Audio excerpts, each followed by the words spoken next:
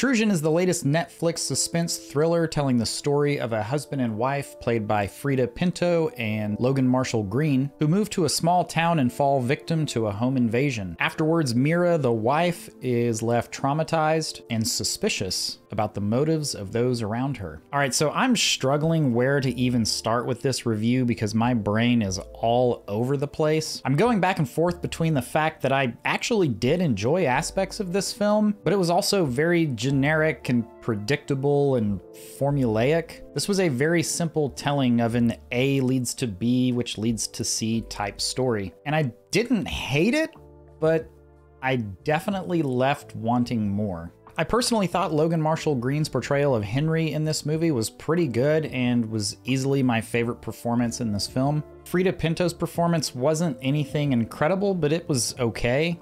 In terms of actual characters, though, I really cared about and was much more interested in Mira than I was Henry. And that's because after the invasions that occurred in their home, Mira basically becomes a detective and goes off on her own trying to figure out the motives of the people who broke into her home. Unfortunately, that only happens for such a short portion of the film, and I really liked that part. That's the part of this movie I really enjoyed, and I was going along the ride with her, hoping she would find clues and figure out exactly what was going on. But they just cut off that part of the story so quickly and abruptly, and they just sort of drop it and move on, and I really think if they would have stuck with that a little bit longer, this movie had the potential to be a bit better. My biggest issue with this movie was this one particular scene where we have Mira and Henry having a conversation shortly after the events that unfolded in their home. And Mira is saying something to Henry, which I won't say what it was because it would be a spoiler, but she clearly misstates a plot point that had just occurred a few minutes earlier in the movie. So you might think they'd reshoot that scene, right?